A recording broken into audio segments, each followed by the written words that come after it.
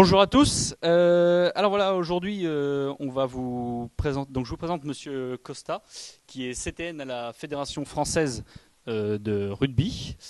Voilà, donc on le remercie tout d'abord pour son intervention à venir. Euh, il va nous parler dans son intervention de la filière de haut niveau dans le rugby féminin, et de son développement, de son histoire, et particulièrement de la détection et de la formation. Et donc voilà, je pense que pour ça, on peut déjà l'applaudir parce que je pense que l'intervention sera assez bonne, même très bonne. Bien, merci d'abord. Bon, ça met un peu de pression puisqu'il faut que je sois bon ou très bon. Alors donc voilà. Non, bah oui. Moi, je vais me présenter. Mais je pense que si pour la prise de son. Ouais, pour la prise de son. Donc voilà. Oui, effectivement, je vais me présenter. Voilà, mon nom a été indiqué. En fait, d'abord vous dire que le rugby et moi, c'est une longue histoire qui a commencé dans les années 70. Alors, je ne vais pas vous faire toute mon histoire parce que ça va pas nécessairement vous intéresser, mais c'est toujours intéressant de mettre les choses en relief, les parcours, parce que le rugby de haut niveau, c'est souvent un parcours, voilà. Et donc, moi, le rugby, en fait, je l'ai découvert grâce à la télé dans les années 70, parce que je suis né dans une région la même que la vôtre, je suppose, pour bon nombre d'entre vous, c'est-à-dire la Normandie. Et si le rugby est arrivé en Normandie par le Havre, malheureusement, il n'y est pas beaucoup resté.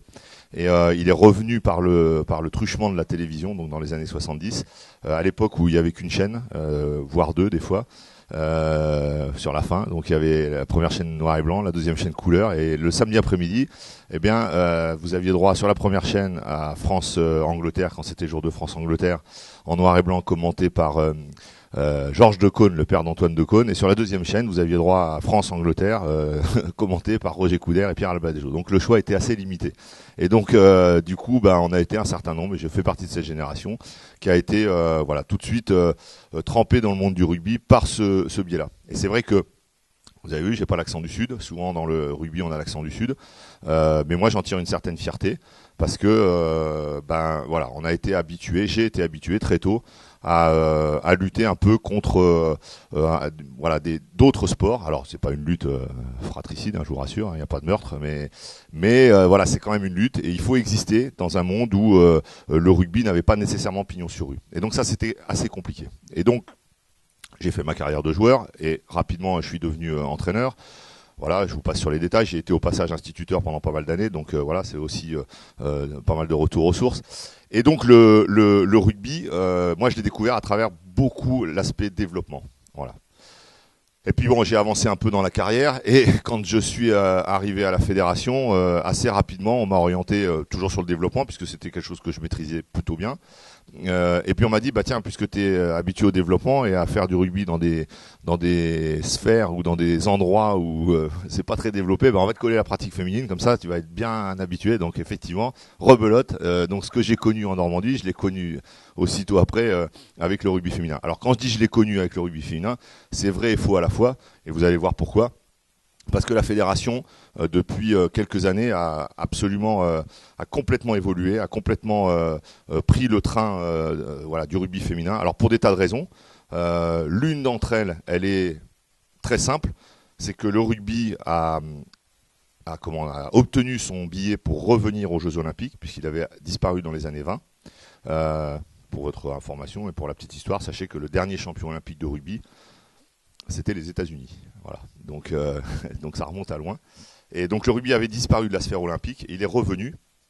Et il est revenu par le rugby à 7, donc j'aurai l'occasion d'en parler. Et comme une discipline olympique a obligation de se présenter aussi bien chez les garçons que chez les filles, ça tombait dans la période où on commençait un peu à véritablement parler de pratique féminine. Et donc du coup, la conjonction des deux a fait que la fédération s'est embarquée dans cette aventure avec beaucoup de joie, beaucoup de plaisir et beaucoup de bonnes surprises.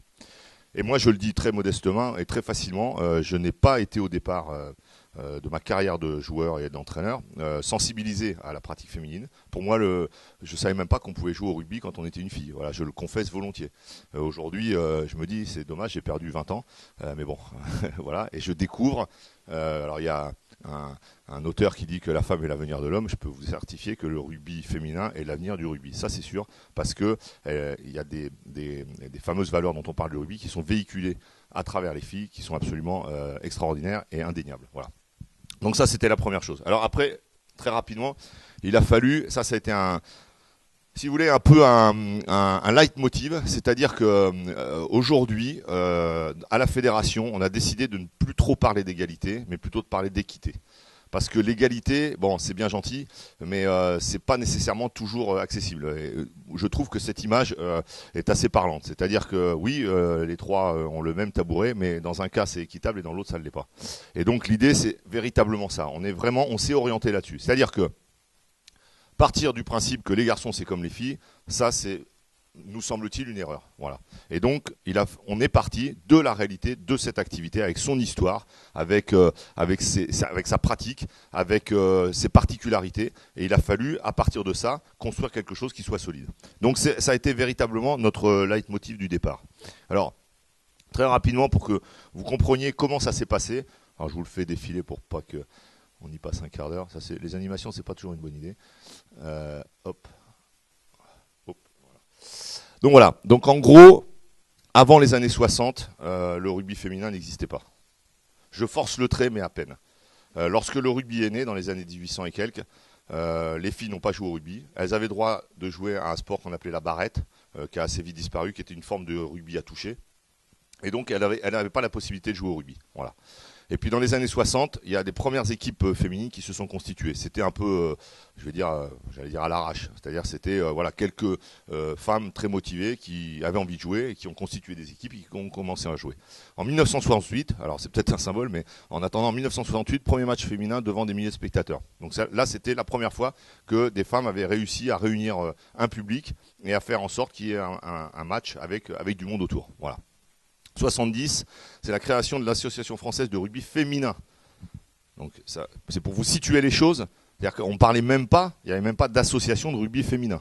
Voilà. Alors je ne parle même pas de la Fédération française de rugby. Donc elles ont créé, certaines pionnières, ont créé cette association française du rugby féminin. Je ne sais pas dans les autres sports, je sais que Philippe est spécialiste du handball, mais j'ai dans l'idée que le handball, lui, s'est construit sur les deux activités en même temps. Il n'y a pas eu une fédération française de handball garçon et une fédération française de handball fille, qui n'avait pas le droit d'ailleurs de porter le terme de fédération française. Il s'appelait Association française de rugby féminin. Donc vous voyez jusqu'où ça allait et à quel point il y avait quand même une forme d'exclusion. Voilà.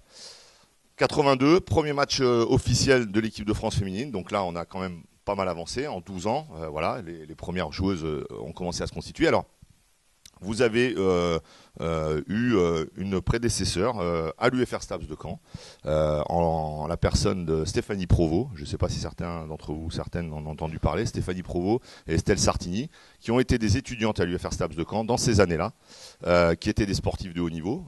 Pour l'une d'entre elles, elle était aux portes de l'équipe de France de football, Estelle Sartini.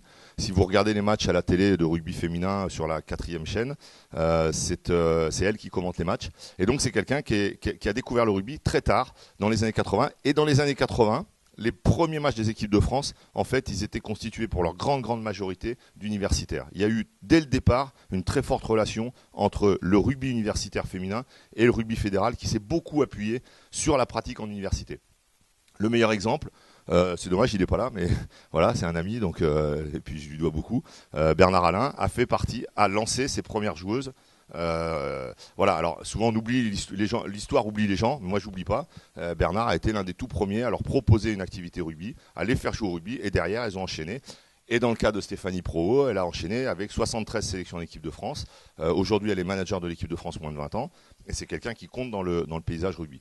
Tout ça pour vous dire que, puisqu'on va basculer ensuite, enfin un peu plus tard dans mon propos sur le haut niveau, que l'un et l'autre sont intimement liés. Voilà. Et que s'il n'y a pas des gens au départ pour impulser les choses, c'est très compliqué. Donc il y a eu une vraie liaison entre les deux. Voilà. Ensuite, l'AFRF devient la Fédération française de rugby féminin. Donc là, la Fédération française de rugby autorise en quelque sorte d'utiliser la dénomination. Et puis en 89, intégration au sein de la FFR. Donc vous voyez, ça a mis quand même, entre 65 et 89, ça met quasiment 30 ans, quasiment. Voilà. Quasiment. Donc c'est quand même, ça a été un long parcours. Là, à partir de 89, elles sont intégrées à la Fédération française de rugby et on met en place la commission féminine. Et cette commission féminine, elle a vécu jusqu'en 2014. On a eu, alors c'est pas moi évidemment, mais à la fédération, il y a eu une volonté d'arrêter de parler de commission féminine parce qu'on était en train de faire un ghetto, on était en train de faire une espèce de nouvelle association au sein de la fédé, et ça on ne le voulait plus. Et du coup, dans les années 2000, 2014 précisément, on a mis en place un groupe de travail pratique féminine. C'est-à-dire qu'il n'y a plus de commission féminine et on considère que toutes les activités de la fédération doivent être orientées autour de la pratique féminine comme n'importe quelle pratique. Et de plus en plus, on parle de la pratique du rugby, non pas féminin, mais au féminin. 2015, c'est une année très importante pour nous. Alors avec d'abord, juste un petit rappel, en 2014, il y a la mise en place du groupe de travail et il y a surtout l'organisation de la Coupe du Monde qui a eu lieu à Marcoussis. Donc Marcoussis qui est le centre national de rugby, je pense que vous en avez entendu parler. Et ça a été un vrai succès populaire. La demi-finale s'est jouée au stade Jean-Bouin devant 25 000 personnes. En termes d'audience, ça a été énorme. À telle enseigne d'ailleurs que France Télévisions a re-signé pour 4 ans pour diffuser les matchs des équipes de France féminines. Donc on sent qu'il y a un réel essor qui est en train de se mettre en place. Et dans le même temps, à cette période-là, on a passé la barre des 15 000 licenciés. Ce qui, évidemment, comparé à d'autres sports, est absolument dérisoire. Et ça, j'en conviens. Mais voilà, on est parti de très très très très très bas. Je vais vous montrer après un petit graphique qui en dit long sur la façon dont on a évolué. Mais voilà, 2015, ça a vraiment été une étape importante. 2016, présence aux Jeux Olympiques. Et puis en 2017, il y aura la Coupe du Monde à 15. Voilà. Alors, en fait, voilà comment nous, on avait envisagé l'évolution du nombre de licenciés. C'est-à-dire que quand on s'est projeté en 2013, donc à la suite de toute cette évolution, on avait fait une courbe à peu près linéaire qui avait été calquée sur ce qui s'était passé avant. Donc on était à 11 360 licenciés à cette période-là. Et on avait envisagé en 2016 environ 13 000 licenciés. Et vous voyez qu'aujourd'hui, on est arrivé à 16 000. Au moment où je vous parle, parce que ça, c'est les derniers chiffres, c'était au 8 février, mais au moment où je vous parle, on a largement dépassé les 17 000 licenciés. En fait, on s'est appuyé d'une part sur la Coupe du Monde, qui a été très porteuse, qui a provoqué une arrivée massive de joueuses et qui a surtout changé l'image du rugby. C'est-à-dire qu'on a eu de moins en moins de mamans qui étaient révulsées à l'idée de penser que leurs filles pourraient jouer au rugby, alors que dans le même temps, il y a des tas de gens qui mettent leurs enfants au judo ou au karaté sans que ça leur pose de problème, mais au rugby, bizarrement, on ne les mettait pas. Et il faut dire aussi qu'à une certaine époque, on ne renvoyait pas nécessairement une image très positive, surtout quand les médias nous montraient des bagarres générales à outrance, ce qui n'était pas nécessairement la meilleure des pubs. Mais en attendant, voilà, il y a eu cette évolution, et cette évolution-là, pour nous, elle a été importante, il a fallu l'accompagner. Et on ne s'est pas contenté de faire une Coupe du Monde, derrière, on a mis en place des actions, alors en particulier de détection, où là, il y a eu un très très gros travail, j'y reviendrai après, et il y a eu un énorme travail qui a été mis en place de propositions de pratiques au féminin exclusivement, avec l'organisation d'un challenge qu'on appelle le challenge moins de 15 ans, qui s'adresse à des jeunes filles de moins de 15, moins de 14, moins de 13, et qui joue entre filles, puisque jusqu'à présent, vu le volume de joueuses qu'on avait, on ne pouvait pas les faire jouer entre elles, et donc elles participaient dans les compétitions garçons. Et il n'y a que quand elles arrivaient dans la catégorie cadet qu'elles pouvaient éventuellement jouer dans la catégorie, avec les filles. Et ça a été aussi un frein. Alors, après je modère mon propos parce que on s'est quand même aperçu que les joueuses de très haut niveau, pour la plupart, avaient pratiqué le rugby dans des équipes de garçons en étant jeunes. Alors, le truc, c'est que ce qu'on ne peut pas mesurer, c'est qu'il y a certainement énormément de filles qui ont abandonné parce que c'était très compliqué, c'était très dur physiquement et qu'elles prenaient des carreaux et que voilà. Mais par contre, celles qui ont survécu, j'allais dire entre guillemets, celles-là, je peux vous assurer que c'était quand même c'est quelque chose. Hein. C'est-à-dire que là, vous aviez des jeunes filles qui ne faisaient pas rigoler. Hein. Et moi, j'ai l'exemple à Caen, il y a une joueuse qui s'appelle Johanna Lelon, qui est une joueuse que j'avais eue en moins de 15 ans, qui avait fait un tournoi de sélection, de détection à Flers, c'est un tournoi de détection classique. On l'avait fait jouer à l'époque, on avait le droit avec les garçons, et elle avait tordu tous les joueurs de tout le Grand Ouest, donc La Rochelle et compagnie, et elle avait tordu tous les joueurs qu'elle avait en face d'elle en mêlée. Ce qui était voilà. Et aujourd'hui, elle joue plus en mêlée, mais c'était vraiment un cas. Voilà. Et aujourd'hui, elle joue toujours au rugby. Mais encore une fois, on ne peut pas mesurer toutes celles qui ont arrêté parce que c'était trop dur. Et des Johanna Lelon, on n'en trouve pas tous les jours. Alors après. Voilà, quelques petits chiffres parce que ça permet aussi, parce que c'est bien beau de dire qu'on avance, qu'on évolue, on est fort, on est heureux, très bien, sauf qu'il faut aussi le regarder à la lumière de ce qui se passe dans le monde entier. Et ces données-là, elles sont importantes pour bien comprendre les choses. C'est-à-dire que là, j'ai sorti en fait les 10 pays qui comptent le plus de licenciés féminines. D'accord ? Donc nous, on se retrouve à la place qu'on occupe ici avec nos 15 000 licenciés. On est loin derrière les USA, on est derrière l'Afrique du Sud, etc., etc. Étant entendu que pour qu'on puisse mesurer les choses de manière la plus pertinente possible, les USA, c'est des centaines de millions d'habitants, et nous, c'est 60 millions d'habitants. Donc voilà, il faut aussi relativiser. Mais en attendant, voilà ce que ça donne en termes, en volume général. Voilà. Donc, comme par hasard, on retrouve évidemment les grandes nations du rugby, que sont la France, l'Irlande, l'Italie, l'Angleterre, l'Australie, enfin voilà. Mais l'Écosse, par exemple, n'est pas dans les... Bon, il faut savoir que l'Écosse, c'est historiquement, ils aiment le rugby, mais il y a assez peu de licenciés chez les garçons et chez les filles. Donc ça, c'était une première donnée qui, pour nous, est importante et qui nous permet aussi de relativiser. Et quand, par exemple, je vous le montrerai tout à l'heure, quand on joue la finale du Seven World Rugby à Hong Kong et qu'on joue contre l'Afrique du Sud, eh ben, la défaite, elle peut aussi s'expliquer par ça. C'est-à-dire que vous avez quand même une nation qui est très très fortement orientée sur la pratique féminine, alors que nous, on l'est moins. Et ça, c'est handicapant. Et puis, une chose aussi, c'est que pour le moment, les sportives de haut niveau ne vont pas encore spontanément vers le rugby. C'est-à-dire que aujourd'hui, vous avez des nations qui, en particulier avec le rugby olympique, ont changé le mode de détection. Et pour nous, c'est complètement nouveau, puisque le rugby est un sport traditionnellement ancré. Vous avez des nations, comme par exemple le Kenya.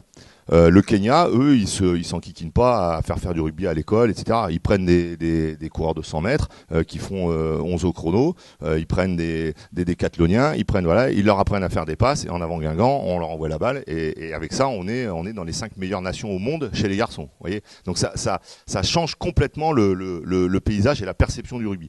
Et donc, dans le cas présent, l'Afrique du Sud a une très forte population. Et du coup, nous, ça nous met en difficulté. Alors, juste quelques petits chiffres, parce que comme ça vous donne une idée de ce que ça représente. Mais ça, c'est un graphique intéressant, parce qu'il vous montre la proportion de joueuses de rugby au sein de la population. C'est-à-dire qu'en Nouvelle-Zélande, vous avez 0,35% de la population totale qui pratique féminine, donc qui joue au rugby. Donc ils sont les premiers. Donc c'est assez logique. Ce qui veut dire que, malgré le nombre de licenciés, vous avez vu dans le graphique d'avant, qui est finalement pas très très loin d'une autre. Je le recherche, voilà. Nouvelle-Zélande, on est assez proche en nombre de licenciés, mais vous voyez que dans leur population, c'est colossal. Et si on devait nous comparer les choses, c'est-à-dire si on devait atteindre la même proportion qu'eux, voilà à quoi on devrait tendre.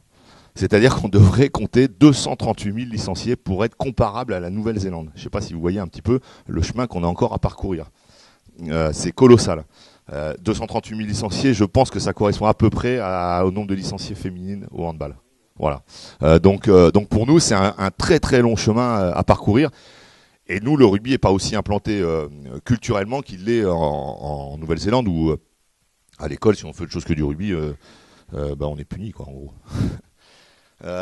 Et de même que on s'est amusé à faire la représentativité de la pratique féminine au sein de l'activité. Alors ça, c'est très très intéressant. C'est-à-dire que si vous prenez une population de 100 licenciés,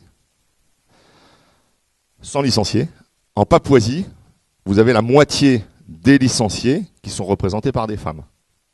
Donc vous avez moitié-moitié. Moitié homme, moitié femme. Ça s'explique très bien. C'est parce que, et on le retrouve dans d'autres pays qui n'apparaissent pas dans les 10 premiers, comme par exemple le Chili et d'autres nations.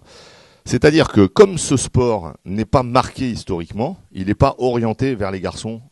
Voilà. Et donc le rugby, les enfants le découvrent à l'école et ils et elles vont spontanément vers l'activité rugby, sans se soucier de savoir si c'est marqué garçon ou fille.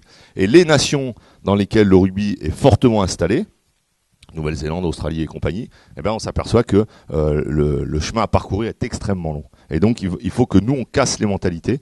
Et ça c'est très compliqué. Et ça fait partie aussi des stratégies que nous on doit mettre en œuvre pour atteindre le haut niveau.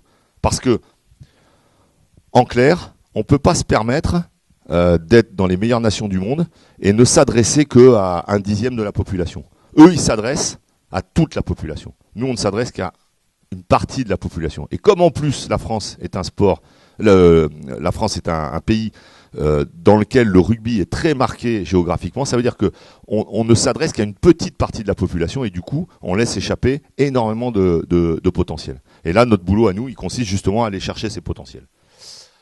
Voilà, et donc, comme je le disais, pour être au niveau de la numéro 1, donc vous voyez, si on comparait en nombre de licenciés, il nous faudrait aujourd'hui 139 000 licenciés, filles, pour être comparable à la Papouasie en proportion sur l'ensemble des licenciés.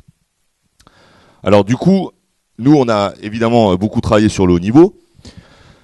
Alors bon, c'est un peu rébarbatif à dire, mais je vais vous expliquer les choses. En fait, voilà, aujourd'hui, le rugby féminin, il fonctionne d'une manière qui est complètement différente de celle des garçons.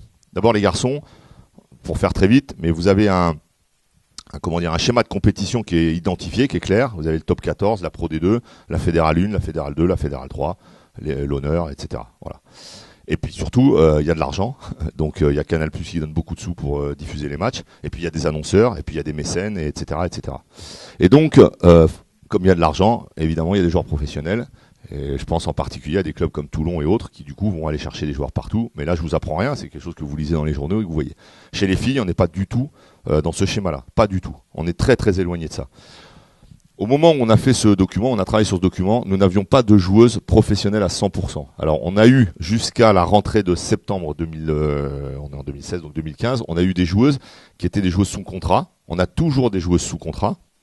Mais qui sont des joueuses qui signent un contrat avec la Fédération française de rugby exclusivement. Pour vous donner un exemple, vous avez suivi, certains d'entre vous, le tournoi Destination, un petit peu, je suppose.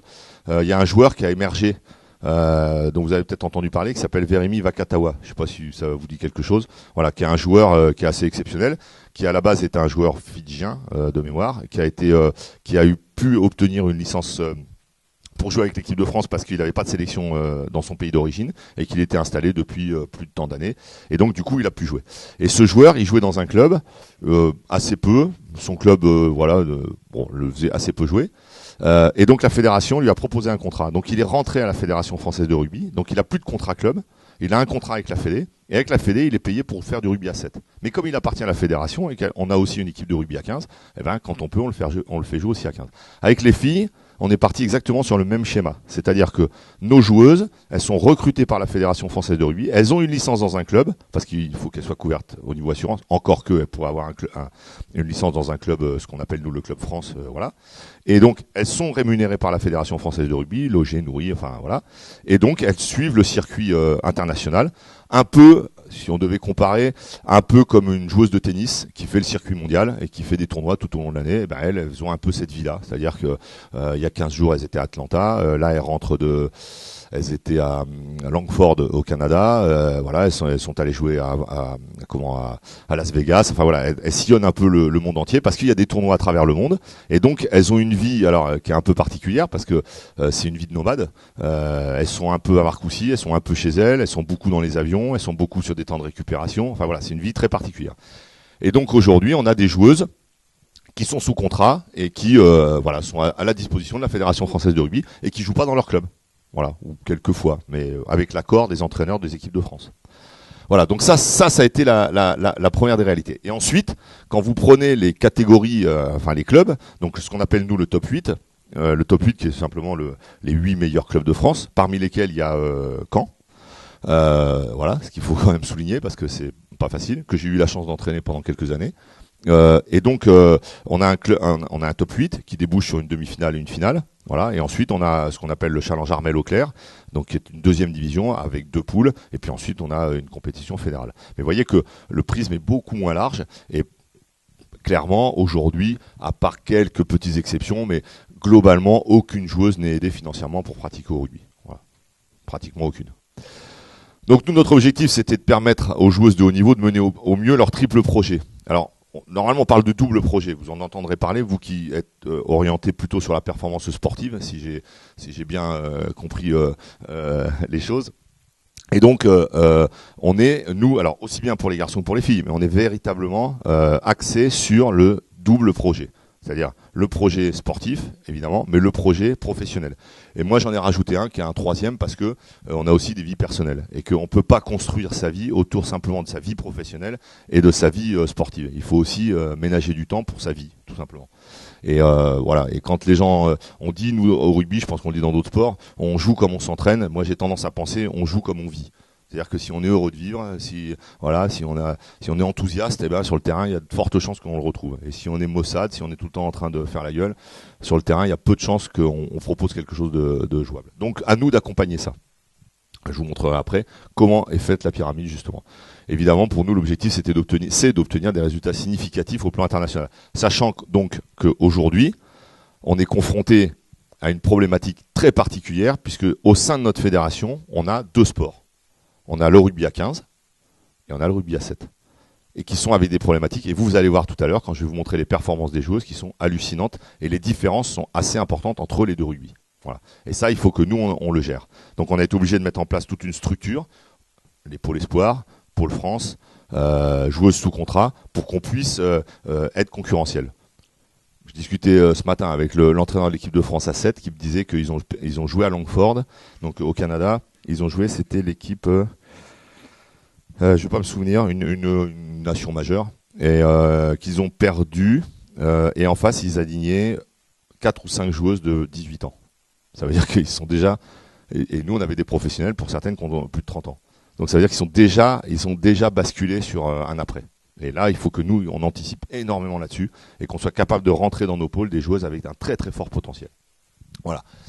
Donc les moyens, je vous le fais rapidement parce que voilà, mais donc les joueuses de l'équipe de France à 7 sous contrat, c'est ce que je vous ai expliqué. La mixité des pôles espoirs, ça c'est quelque chose vers lequel on souhaite tendre.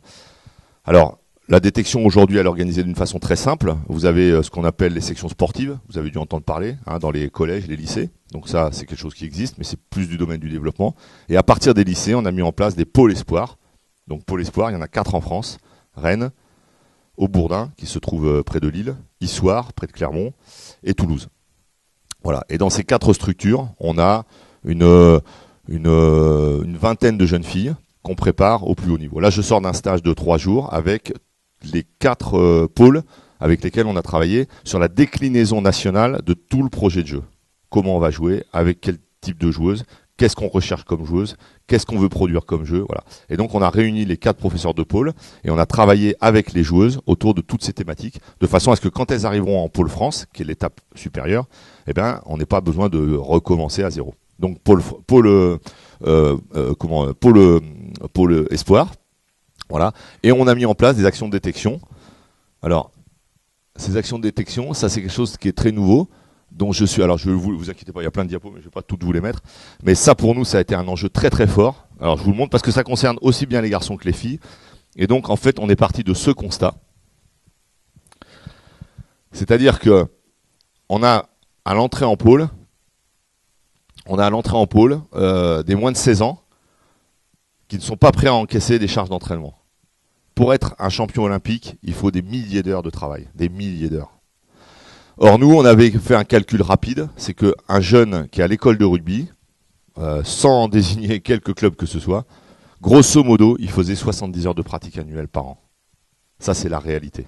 C'est-à-dire qu'entre les congés, les vacances scolaires, souvent, à une certaine époque, et surtout, n'interprétez pas ce que je vais dire, mais souvent, c'était les profs de PS ou les instituts, comme je l'ai été, qui animaient le mercredi après-midi et le samedi. Résultat des courses, quand arrivait la vacance, ils partaient en vacances. Donc déjà, là, vous avez les 2 mois d'été, c'est mort, ils s'entraînent plus, alors que c'est là qu'ils devraient s'entraîner le plus. Les 15 jours de la Toussaint, c'est mort. Les 15 jours de décembre, c'est mort. Les 15 jours en février, c'est mort. Et les 15 jours à Pâques, c'est mort. Ce qui veut dire que là, déjà, toute cette période-là, les enfants, ils s'entraînent plus. Alors que c'est la période où ils devraient s'entraîner le plus. Ça évolue. Mais il y a eu une période où c'était ça la réalité. La deuxième chose, c'est quand on est dans des régions comme la nôtre et qu'on se claque des interdictions d'utilisation de terrain à tir-larigot, les jeunes, c'est eux qui en pâtissent. Et quand à ça vous additionnez que quelquefois, et c'est la vérité, on va pas se raconter l'histoire, quelquefois vous avez des éducateurs qui sont pas nécessairement rompus, c'est pas leur métier, et qu'ils vous mettent, vous l'avez tous vu, 2 colonnes de 10 gamins dans chaque colonne, et puis il y en a 2 qui jouent pendant que les 18 autres attendent, et puis les 2 autres suivent, et ainsi de suite.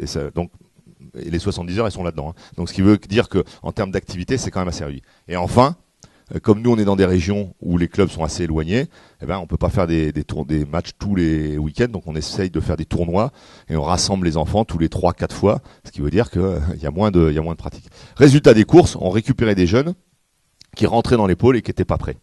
Voilà. Et donc, on a mis en place un système qu'on a appelé le centre d'entraînement territorial. Alors, je vais vous la faire très vite parce que c'est un dispositif qui est assez lourd.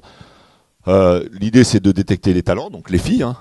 Et nous, on l'a orienté ça autour de 2 axes prioritaires que sont les ressources physiques, et notamment sur le plan physique, c'est-à-dire VMA et gainage. Nous, on est vraiment là-dessus. C'est-à-dire que les jeunes, ils viennent 6 fois par an. Il y a beaucoup d'argent qui est donné. Enfin, voilà, il y a de l'argent qui est versé pour inciter à ça. Donc, les comités territoriaux réunissent les meilleurs éléments.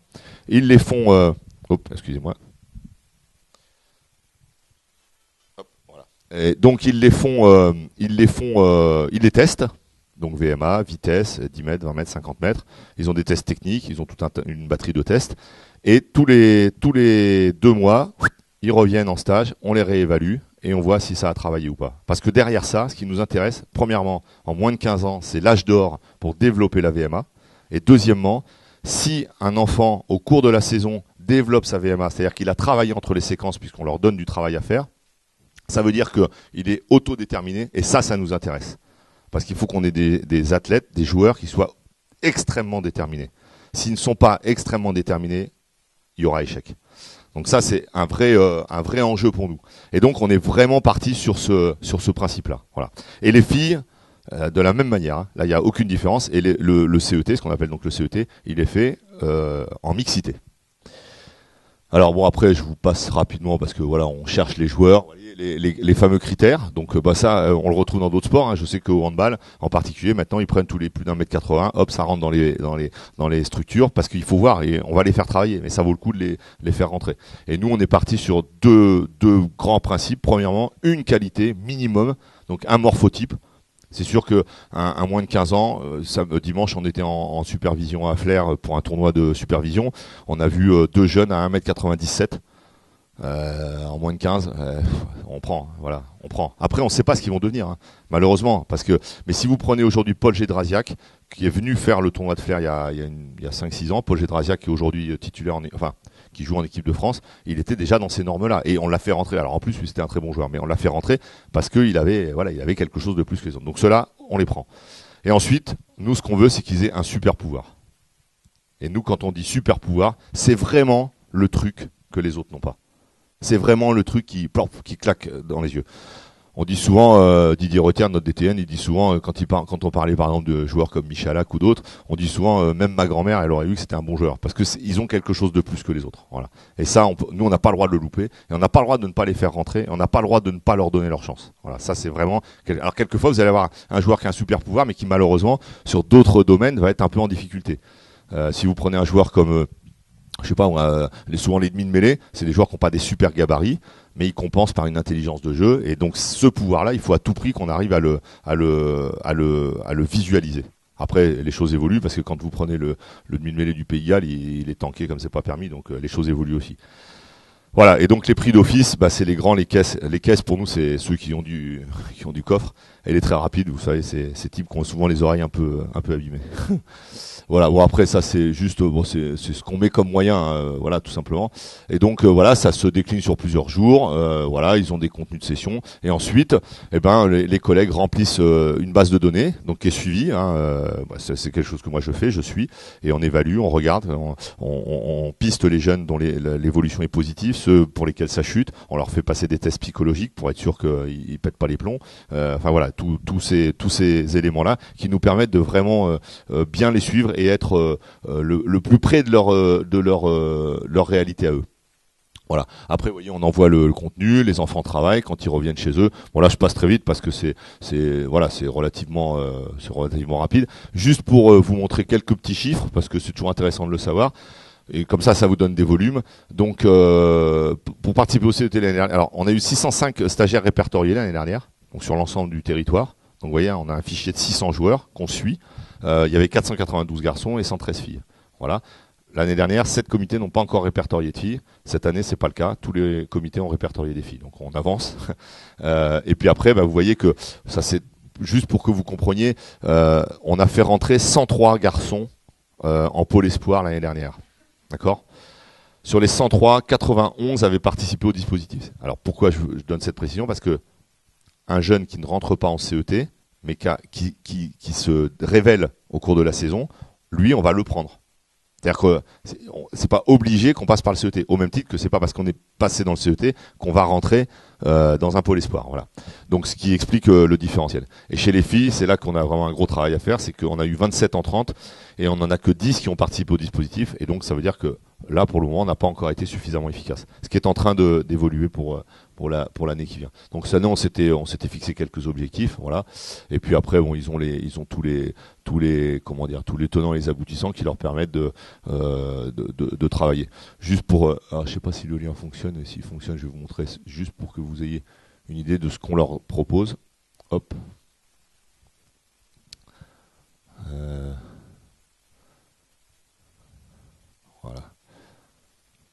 Voilà, ça c'est des, ouais, c'est des petits tests. Là, il s'agit d'un petit test physique très simple, avec simplement une visée. Donc, ils reçoivent un ballon. Voilà, ils doivent le faire le parcours en un temps donné, et ils doivent enchaîner les passes et toucher des cibles. Bon, voilà, ou atteindre le joueur. Donc, c'est ce genre de test qu'on leur fait faire. On leur fait faire aussi le test de la VMA que vous connaissez sûrement, le Luc Léger, là, la navette, hein, toute simple, parce que pour nous c'est la plus simple à mettre en œuvre, et surtout on est sûr que tout le monde fera la même chose.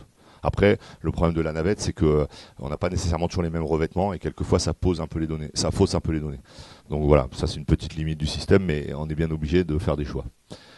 Voilà, puis après, bon, c'est tout ce qui est du domaine du calendrier, mais ça c'est intéressant de le savoir, c'est-à-dire que une fois que le CET est terminé, en fin d'année, on met en place ce qu'on appelle nous la TADI, c'est-à-dire que on détecte des enfants sur des tournois. Donc tous ces joueurs qui ont participé au CET, on réunit tous les entraîneurs qui les ont suivis à travers le CET, on réunit les professeurs de pôle, les conseillers techniques, on fait jouer les enfants pendant 2 jours, on les note, et ensuite, quand on considère que le joueur a un potentiel pour entrer en pôle, on échange avec les gens qui l'ont eu au CET, qui le connaissent bien, qui peuvent nous dire il est autodéterminé, il n'est pas autodéterminé, lui va être en danger, elle va pas être en danger, et ainsi de suite. Voilà, de façon à ce que on ait une bonne une perception de ceux qu'on va faire rentrer dans le pôle.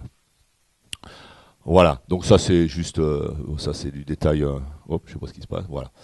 Donc voilà, donc ça, voilà comment ça fonctionne. Et ensuite, alors vous voyez, comme c'est indiqué, donc on a ouvert un pôle féminin 15 et 7 là cette année. Donc ça a été nouveau. Donc Pôle France, qui est installé à Marcoussis, qui vient 9 fois par an.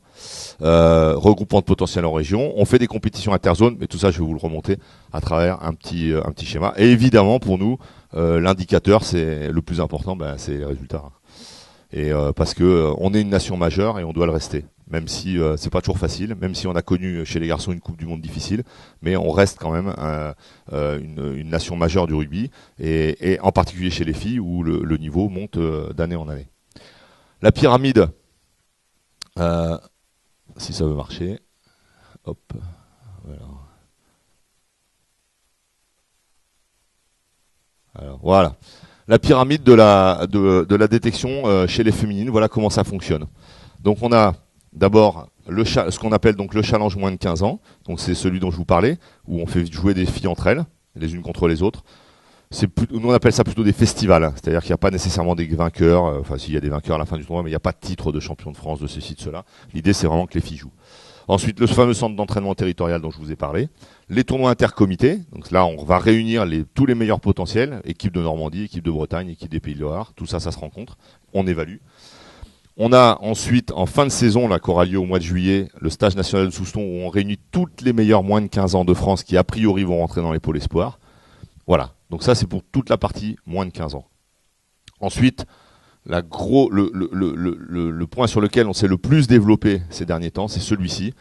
Donc on a mis en place pour les moins de 18 ans un stage national moins de 18 ans. Donc là, à travers des compétitions comme celle-ci, on répertorie les meilleures joueuses, on leur propose de venir à ce stage, et dans le même temps, on a ce qu'on appelle donc les pôles espoirs, et on fait rentrer ces jeunes filles qui sont issues d'ici, et quelquefois d'ici, dans le pôle espoir, et on les réunit régulièrement. Et du coup, pour ces jeunes filles, on a le stage national moins de 18 ans, annuel, le rassemblement des pôles, la compétition interzone à 15, c'est-à-dire que là, elle joue un match, voilà, et la compétition intercomité à 7, pareil, elle joue un match, mais sur de la compétition 7. Voilà. Et enfin, sur le haut du chapeau, on a une équipe de France à 7 développement, je vais y revenir un peu plus en détail. On a l'équipe de France moins de 20 ans, qui joue 3 matchs par an. Et là, on a des actions qui nous permettent de détecter toutes ces jeunes filles. Voilà. Il faut savoir qu'aujourd'hui, en Europe, on est quasiment la seule équipe avec l'Angleterre, la seule nation avec l'Angleterre, à proposer un schéma de ce type-là, avec des compétitions pour les équipes de France moins de 20 ans. Vous verrez quelques extraits vidéo qui sont assez parlants de l'évolution de ce rugby. Voilà la pyramide de disciplines, donc c'est ce dont je vous parlais. Alors pour nous, en route vers le haut niveau, là c'est une image de l'équipe de France moins de 20 ans que j'ai la chance d'entraîner avec mon collègue Mathieu Caudron qui a fait une partie de ce document. Et pour vous montrer, voilà, ce que c'est que le rugby de haut niveau chez des moins de 20 ans. Alors après, vous irez revoir, vous irez comparer éventuellement avec ce qui se fait chez les garçons, mais vous allez voir qu'il y a quand même des choses assez intéressantes. Aujourd'hui, alors ça c'est la saison dernière, donc moi j'ai entraîné cette équipe l'année dernière et cette année. Donc vous savez qu'un match de rugby c'est 2 fois 40 minutes. Aujourd'hui, enfin l'année dernière contre l'Angleterre en 2015, on a eu un temps de jeu effectif de 43 minutes 20, ce qui est assez considérable. C'est-à-dire qu'en moyenne, vous verrez un peu plus loin sur d'autres exemples, mais en moyenne, on est plutôt sur du 30 minutes, 35 minutes, voilà, 25 minutes, 30 minutes. Alors que si plus vous descendez dans les niveaux, évidemment, plus le volume réduit. 43 minutes de temps de jeu, c'est des gros volumes de jeu, très gros volumes de jeu. Pour vous donner un ordre d'idée, l'année dernière, en Angleterre, coup d'envoi, on récupère le ballon, me semble-t-il. Je me souviens plus si c'est nous qui l'avions donné, enfin peu importe. Première séquence de jeu, 2 minutes 53. Je peux vous assurer, quand vous voyez le nombre de rucks, 157 rucks dans la partie. Ça parle à tout le monde, ruck ou pas? Non? Les rucks, c'est lorsque il y a eu une situation plaqueur-plaqué. Donc je suis plaqueur, j'ai plaqué mon adversaire.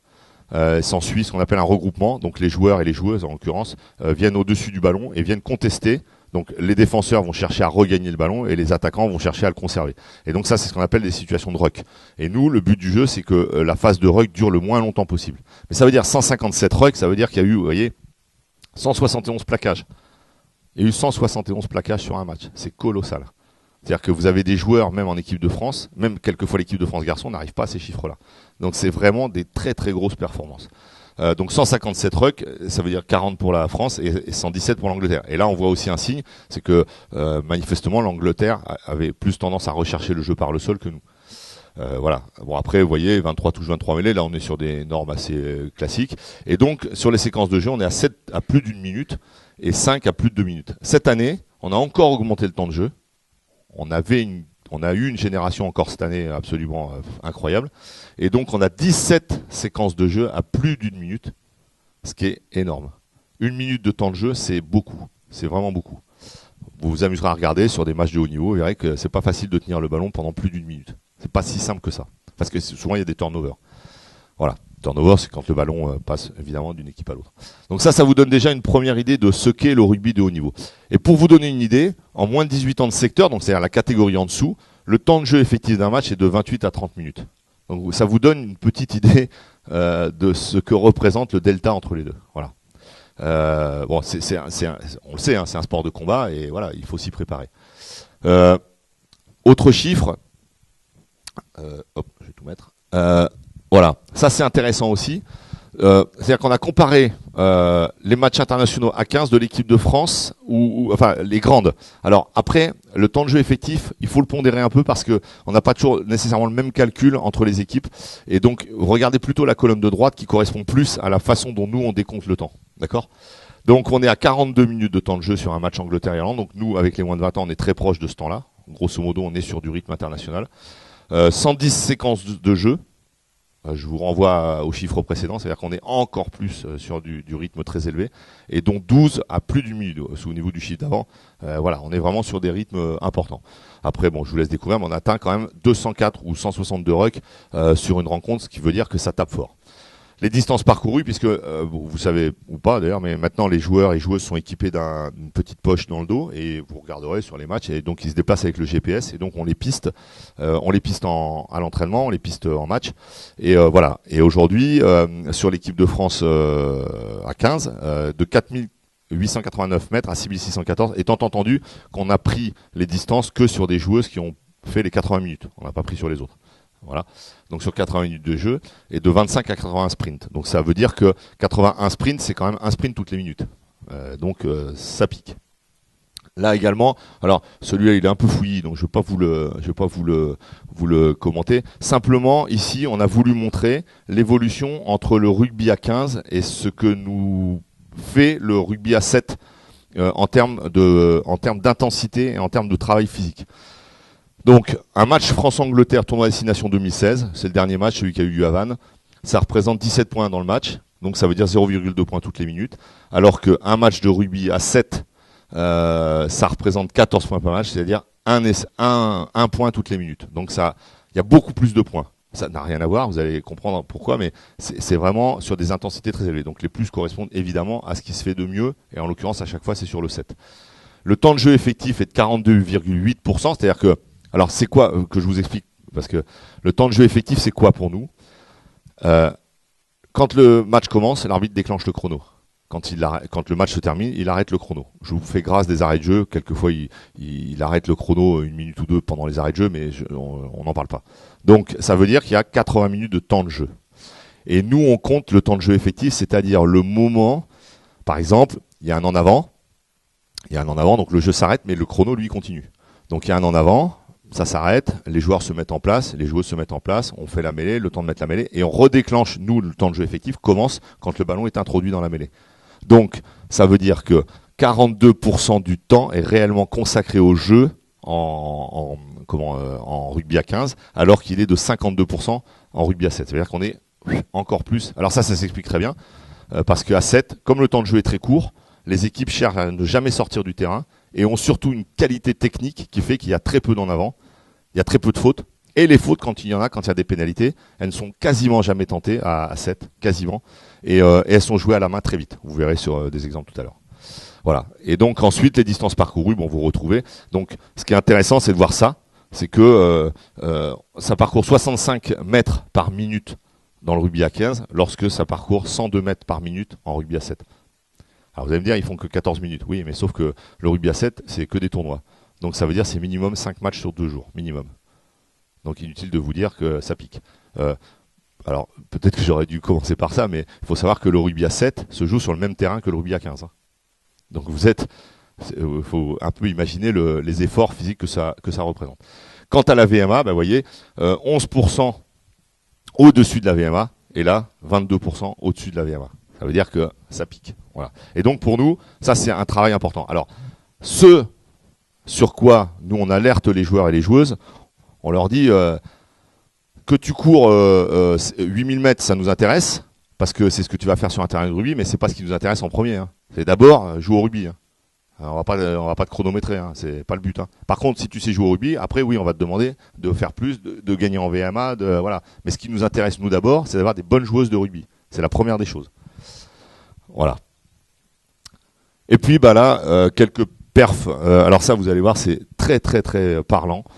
C'est-à-dire que quand vous prenez une moins de 18 ans aujourd'hui, les meilleures performances, une moins de 18 ans en VMA, elle est à 16,8. Une joueuse de moins de 20, elle est à 16,3. Il se trouve que c'était cette année. C'est-à-dire il se trouve qu'il y a eu une joueuse cette année en moins de 18 qui était supérieure à nos meilleures moins de 20. Enfin, la meilleure performance réalisée par une moins de 20. Là où ça devient très intéressant, c'est qu'à 15, on a des performances qui vont de 14,5. Alors, ici, on est sur des postes de piliers. Donc, souvent des joueuses qui se déplacent un peu moins et donc ont souvent une VMA un peu moins élevée. Voilà. Donc, ça, c'est une réalité. Et quand vous prenez les joueuses du 7, la meilleure perf, elle est à 19,5. Elle est à 19,5 de VMA. Et je peux vous assurer qu'il n'y en a pas qu'une. C'est-à-dire qu'elles sont arrivées à un niveau de performance absolument inatteignable pour certaines joueuses de 15. Et ce niveau de performance, il a été acquis grâce en particulier au travail, grâce au contrat, grâce au temps passé au CNR, au Centre National de Rugby. Voilà. Et ça c'est du concret. Donc vous voyez, ça vous donne une petite idée du chemin qu'il y a encore à parcourir, qui est colossal. Même à 15, on a encore énormément de travail à réaliser pour atteindre des niveaux de performance comme ceux-là. Voilà. Après, je vous fais grâce, mais vous voyez les temps, c'est pareil. On est à 1,71 pour la meilleure performance ici. Donc là, c'est battu pour tout le monde. 3,01, c'est battu. 6,61, c'est la meilleure perf. Enfin, elles ont toujours les meilleures perfs. Voilà. Toujours les meilleures perfs. Alors, évidemment, comme cette année, nous, on est sur une année olympique, on a mis la priorité sur le rugby à 7. Et donc, on a des joueuses, Marjorie Mayence, par exemple, qui est une très bonne joueuse de rugby, qui est, pour cette année, qui est sur le rugby à 7, parce qu'on cherche à faire une médaille au JO. Et si on a vraiment une bonne chance de médaille, on en a une avec les garçons, évidemment, parce qu'on est français et qu'on est toujours capable de faire le truc en plus. Et les filles, il y a eu aussi une vraie chance de faire une médaille. On a fait 4e à Langford là, cette semaine, et voilà, on a de vraies chances de faire des médailles. Et donc nos meilleures joueuses, on les met à 7 cette année. L'année prochaine, c'est la Coupe du Monde à 15. Marjorie Mayence, a priori, elle basculera avec le 15. Voilà. Parce que nous, ce qu'on voudrait, c'est obtenir les 2 titres. Alors, les joueuses de l'équipe de France, bon là, je vais vous faire très vite, c'est juste pour que vous ayez une petite info, mais ça vous donne une idée un peu de ce qu'on fait. Donc 26 ont porté le maillot de France moins de 20 cette saison. Donc ça, c'est l'équipe dont moi j'ai la charge. Elles sont ici de 13 clubs différents, donc vous voyez qu'il y a quand même une émulation.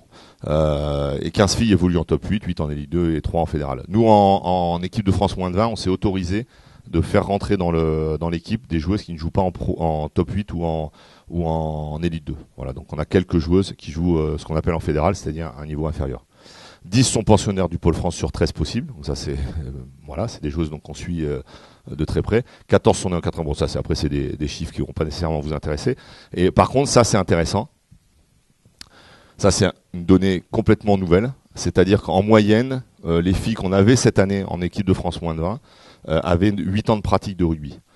Quand on faisait le même questionnaire il y a 5 ans, en moyenne, elles avaient 2 ans de rugby, 3 ans de rugby. Et si on l'avait fait il y a 20 ans, d'abord, il n'y avait pas d'équipe moins de 20 ans, et en supposant qu'il y en ait eu une, elles auraient eu 6 mois d'année de rugby. Vous avez des joueuses qui ont joué en équipe de France, elles avaient 1 an de rugby.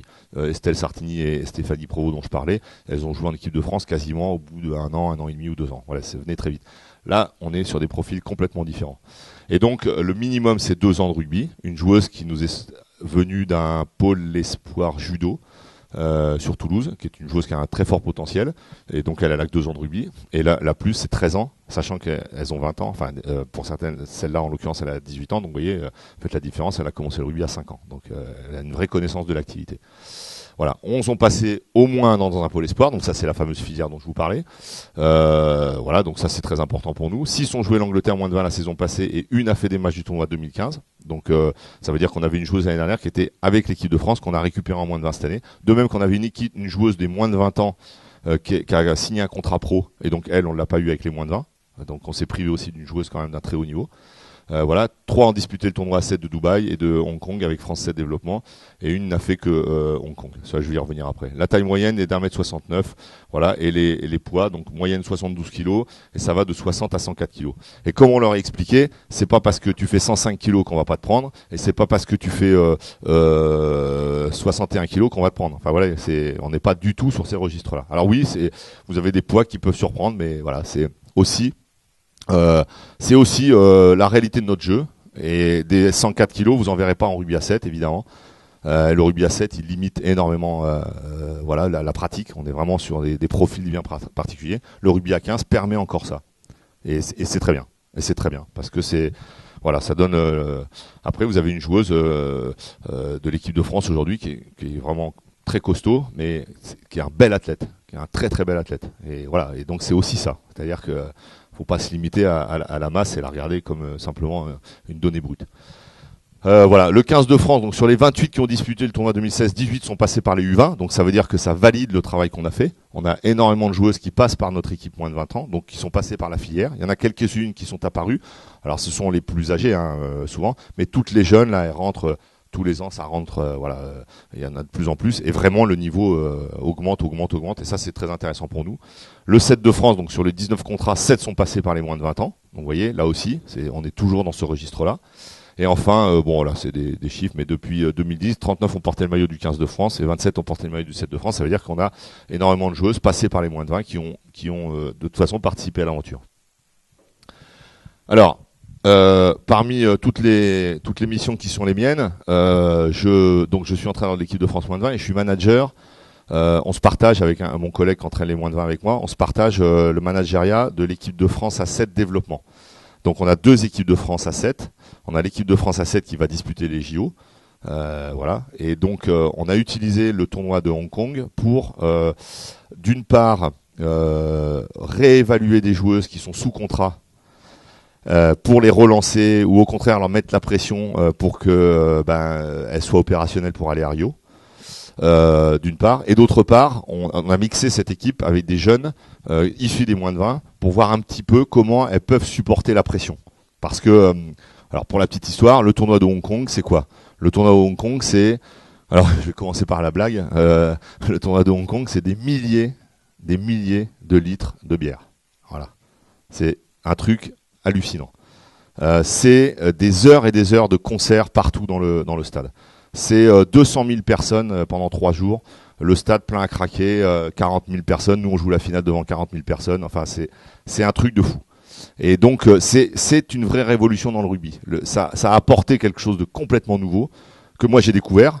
Je vous cache pas, quand vous sortez du tunnel et que vous voyez cette masse, cette foule, et que vous allez jouer 2 fois 7 minutes, vous savez que vous avez 14 minutes pour exister, que chaque détail va compter à un point inimaginable, c'est quelque chose d'assez extraordinaire.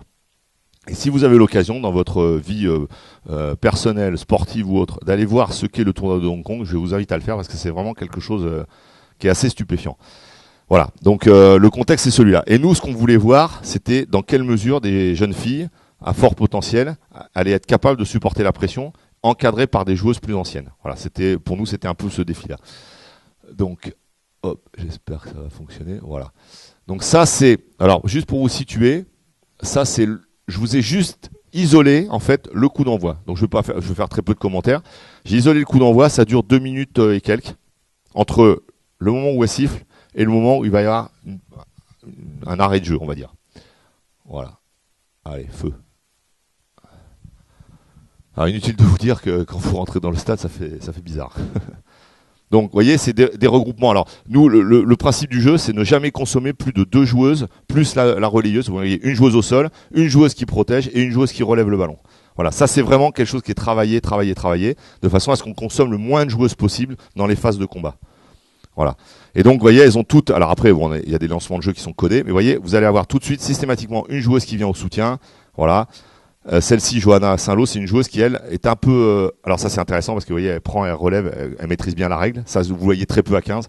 Et elle, c'est une joueuse qui est pas sous contrat et qui est plus dans les équipes jeunes, mais qui est une joueuse qui a un vrai potentiel. Vous voyez, pénalité, hop, ça joue. Y a pas, on passe pas un quart d'heure à se demander ce qu'on va faire et on se tombe pas vers le banc de touche à demander est-ce qu'on me l'attend ou pas. Ça joue. Voilà. Et c'est ça pendant 2 fois 7 minutes. Voilà. Le replacement systématique, parce que les joueuses, évidemment, ont des postes, mais vous voyez, c'est la première qui arrive qui fait relayeur, et puis, vous voyez, la 12 encore au combat. Vous voyez, taxe, les attitudes dos plat, jeu avant contact. Là, hop, un détail qui peut nous faire mal. Voilà, ce genre d'erreur qui nous font en rogne, parce que, ben, voilà, on n'est pas. Et puis, vous allez voir qu'on finit mal l'action, alors que, voilà, on a un espace. Et voilà, mais on est court en patte. Et vous voyez, peut-être qu'elle a une VMA de 15, et ben c'est pas assez. Il faut qu'elle passe à 19, il faut qu'elle passe à 20, il faut qu'elle travaille, il faut que ça augmente, il faut que ça, voilà. Voilà. Après, c'est le dernier match disputé sur 2 jours. Hein. Donc je peux vous dire que les organismes, ils dérouillent. Hein.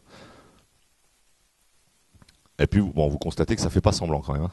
Et vous allez voir, sur la fin de l'action, au niveau de l'arbitrage, c'est extrêmement rigoureux. C'est-à-dire que la moindre faute, vous payez très très cher. L'arbitre sort très vite les cartons. Et donc, imaginez, quand vous jouez à 7 contre 7, vous prenez un carton jaune 2 minutes dehors. Ça fait 2 minutes à jouer à 6, c'est très très dur. Voilà, ça c'est une joueuse de Rennes, voilà, qui est aussi sous contrat. On n'a toujours pas eu d'arrêt de jeu. Donc comparé avec ce que vous pouvez voir quelques fois à 15, le volume qui est proposé, et on n'est pas sur le plus haut niveau. Si je vous montre une équipe de France, la grande équipe de France, ça va encore plus vite. Bon là il y a on va dire un petit temps mort. Là la 4, la Christelle, elle essaye de tricher un peu, mais bon. En plus là il y avait une petite faute parce qu'il y a eu un talonnage à la main, mais bon. Et donc là, il va y avoir un débordement. Et regardez le travail que va faire la 5. Alors on a l'impression qu'elle avance pas, mais elle va aller la rechercher. Et là, regardez bien. Elle l'attrape un peu haut. Elle sait qu'elle a fait une faute. Carton jaune. Voilà. Donc on vient de jouer 3 minutes là. Et on se retrouve à 6. Et on va enchaîner encore 2 minutes comme ça à 6. Et là, même nous sur le banc, c'est chaud. Voilà. Donc ça, c'est ce que... Hop. Alors, juste pour vous montrer un peu aussi ce sur quoi nous on essaye de travailler, et c'est pas toujours facile, on leur demande d'être très très forte sur les détails. Un match de rugby en 2 fois 7 minutes, ça se joue sur des détails. Donc là, vous allez voir, pour vous aider dans la lecture de la séquence, on est dans nos 22, nous on est sur le banc. Bon, elles nous entendent pas, mais c'est pas grave. On leur dit stratégiquement, on préfère qu'elles tapent en touche parce qu'on sort d'une période très dure, voilà, où on a souffert physiquement, et on leur demande de sortir du camp par le pied. Voilà. Sauf que elles font autre chose. Bon, et la règle au rugby fait que si la mêlée étant dans les 22 au départ, si elle sort le ballon directement en touche, la touche se fera à l'endroit où le ballon sortira. Par contre, si jamais on sort des 22 et qu'après on revient dans les 22 et qu'on tape en touche, la remise en touche se fera à l'endroit où le ballon a été tapé. C'est-à-dire que si la fille elle tape de cette ligne-là et qu'elle trouve une touche à 80 mètres, le lancer en touche il se fera de là où elle a lancé, de là où elle a tapé. D'accord ? Donc du coup, ça veut dire soit on tape directement en touche, soit une fois qu'on est sorti des 22, on est condamné à jouer. Et donc elles vont faire un choix que nous on respecte, hein, mais voilà, nous on était plutôt partis sur l'idée de jouer au pied, et ensuite d'attendre un petit peu pour patienter. Elles font ce choix, elles sortent des 22. Donc la numéro 4, elle fait ce choix-là. Très bien. Donc là, ça pique maintenant. Parce que là, il faut l'assumer. Hein. C'est-à-dire qu'il ne faut pas faire de maladresse, il faut à tout prix conserver la balle, il faut être capable d'avancer quand même. Voilà.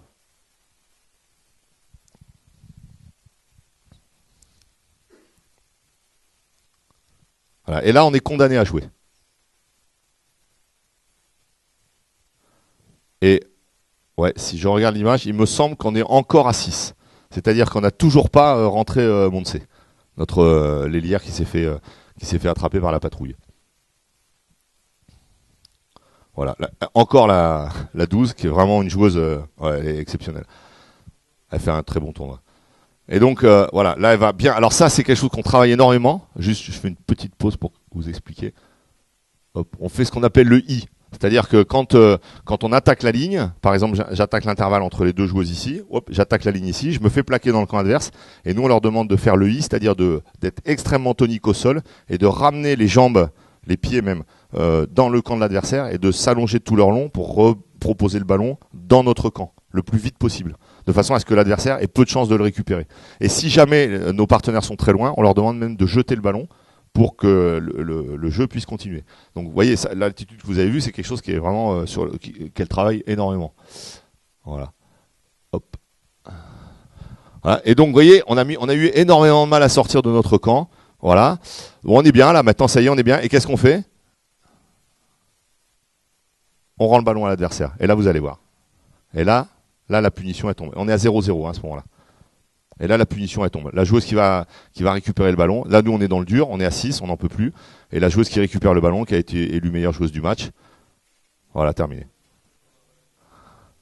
Voilà. Vous voyez? Et donc, vous perdez. Et là, on doit pouvoir repartir de Hong Kong avec le titre. Et on repart malheureux parce qu'on reprendra un deuxième essai après. Et voilà.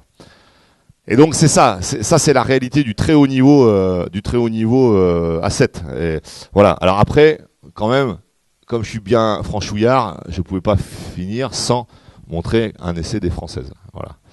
Et donc parce que en plus c'est un bel essai et en plus il est marqué pour une grande partie par des joueuses qui sont issues de la filière. Donc Pauline Bourdon ici qui joue à Bayonne, qui va relancer, voilà, qui va aller jouer le défi. La petite numéro 9, Maëlle Philopon, qui est une joueuse qu'on a essayé, donc qui va venir rocker comme il faut. Noémie Sanche, la numéro 7, qui est une joueuse qui était avec nous en moins de 20 ans cette année, qui va tenter un coup.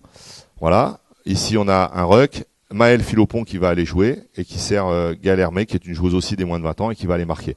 Et donc voilà, ça c'est pour nous c'est intéressant parce que ça valide quand même le fait qu'on ait fait venir avec nous des filles qui ont jamais joué, qui ont découvert le stade, qui était voilà. Et donc pour elles ça a été quand même un moment assez fort et pour nous ça a été un moment intéressant. Alors après bon, la petite image parce que nous ce document on l'utilise aussi avec nos joueuses hein, et en particulier là quand on était avec les Pôles Espoirs on leur a présenté un certain nombre de choses ici et on leur disait pourquoi faire tous ces efforts. Et c'est vrai que pourquoi faire tous ces efforts? Parce que vous vivez des moments un peu comme ça qui sont assez magiques. Alors ça dure pas longtemps la petite vidéo, mais je vous cache pas que quand vous finissez un match et puis que vous faites le tour d'honneur, les gens vous demandent des autographes, ils vous connaissent pas mais c'est brave. Mais bon voilà, mais c'est quand même un moment assez inoubliable et voilà, ça c'est quelque chose qui quand même les fait briller et nous on veut pas qu'elles rêvent, mais on veut aussi les préparer à ça parce que c'est notre objectif. Le haut niveau c'est préparé à la très haute performance.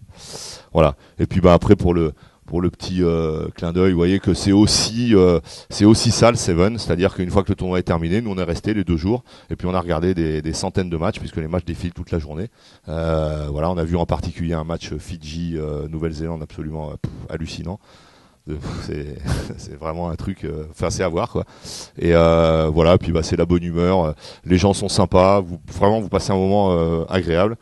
Voilà, ça c'est le fameux stade dans lequel on a joué, donc on est au milieu des buildings et c'est vraiment impressionnant et imaginez donc partout dans le stade, vous avez des concerts un peu partout. Et puis voilà, ça c'est après avoir été chercher la médaille voilà. Donc voilà comment ça fonctionne et pour la petite histoire, en moins de 20 ans cette année, on a également gagné les 2 matchs. Non, on a fait match nul en Angleterre, 25-25 après avoir été mené 20-3 à la mi-temps, et on gagne à Chartres 24-12 avec un certain nombre de joueuses qui sont sur la photo. Il y a celle-ci, Carla, qui jouait, Maëlle là-bas, Noémie, où est-ce qu'elle est, et Gaëlle, voilà. Et Pauline qui était avec nous l'année dernière également. Lauriane. Alors elle, par exemple, elle a fait le tournoi avec nous à Hong Kong et l'entraîneur de l'équipe de France m'a appelé en catastrophe le dimanche soir, me disant tu la mets dans un avion, elle nous rejoint à Langford parce que j'ai cassé une joueuse, donc la fille elle savait plus où elle en était avec les horaires, les 6 heures, les -6, les +6. Enfin bon, donc là faut organiser ça en catastrophe et puis il faut rapatrier les joueuses un peu partout aux quatre coins du monde. Donc ça voilà. Par contre ça, c'est vraiment quelque chose d'intéressant. Donc voilà, je ne sais pas si vous avez des questions. Voilà un peu la présentation que je voulais vous faire du rugby féminin de haut niveau, avec voilà toute sa filière, toutes ses difficultés, sa partie développement, sa partie haut niveau. Et encore une fois, c'est une évolution extrêmement forte depuis 4-5 ans qu'on enregistre et qui fait qu'on existe plutôt pas mal sur la scène internationale. Voilà. Si vous avez des questions, j'ai calculé mon coût pour être à peu près à 18h15. Comme ça, si vous avez des questions, je suis à votre disposition le temps que vous le souhaitez. Oui.